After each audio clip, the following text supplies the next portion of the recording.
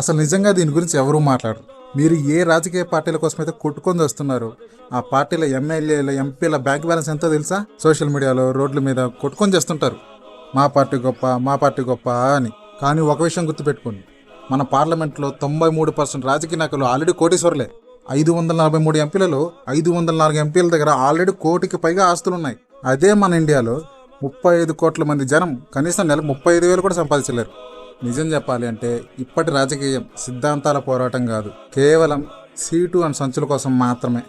మనల్ని మతం కులం పేరుతో బిజీగా ఉంచి వాళ్ళు కోటీశ్వరులు అవుతున్నారు. కానీ నిజమైన సమస్యల విషయాలు చూస్తే జాబు, హెల్త్ కేరు, రోడ్లు, వీటి గురించి అసలు ఎవరైనా సీరియస్గా మాట్లాడుతున్నారా?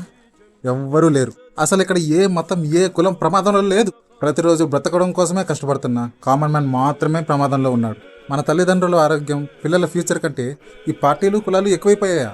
వాళ్ళు కోటేశ్వర్లు అవుతుంటే మీరింకా మా పార్టీ కులం అనే పేరుతో రోడ్ల మీద కొట్టుకుంటున్నారా? ఇంతకన్నా దరిద్రం ఇంకొకటి ఉండదు. ఈ వీడియో ప్రతి ఒక్కరికి షేర్ చేసి రియాలిటీ ఏంటో చూపించండి. ఒకసారి దీని గురించి ఆలోచించండి.